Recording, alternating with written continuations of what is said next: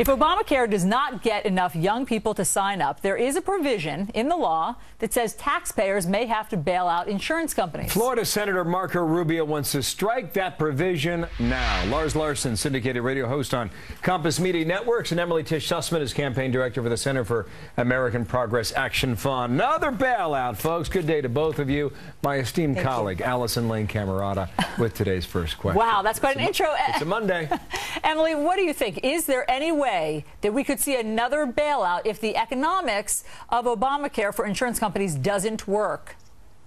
Look, this is a shock absorber that's built in, and the only way this goes into effect if there aren't the numbers of the healthy people to get into the exchanges.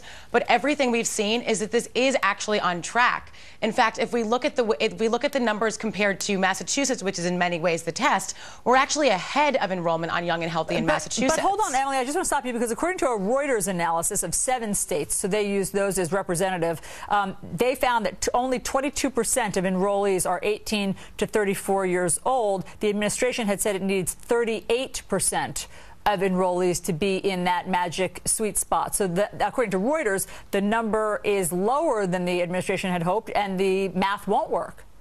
Well, we haven't actually seen the administration's numbers, although I do believe we'll be seeing them early this week. But what we have seen in the states that have released the numbers, that it has been between 25% and a third of young people. It is really the healthy that we need to make sure that we diversify the risk pool there. But I do think that we'll be seeing these numbers come in. Of what we've seen of the people that have visited the marketplace, that has been about 40% of young people. And of that pool, 78% reports being in either good or excellent health. So actually the numbers really should be there. I did not hear you deny the fact that there was a bailout coming.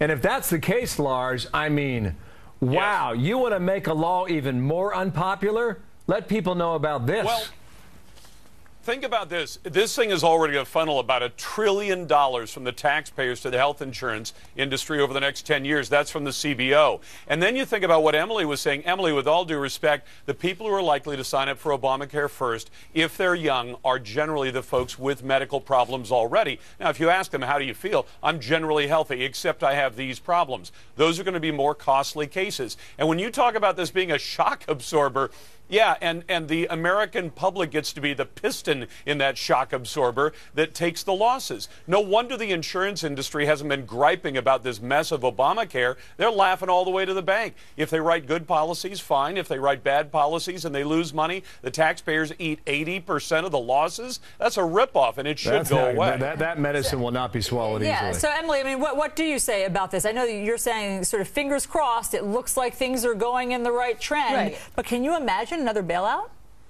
Look, I mean, this is a reinsurance. This is regular cost of doing business. This happens across the board. There was reinsurance with Medicare Part D rollout that still exists. This is something that is a shared cost by the insurance industry, by the businesses. This is something they're paying into already.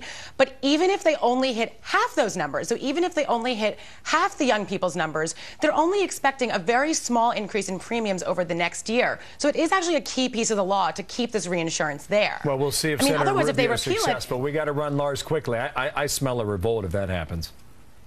I think you're absolutely right about that, Bill. Thanks. Lars, thanks to you. And Emily, we'll talk again, okay? Thanks, guys.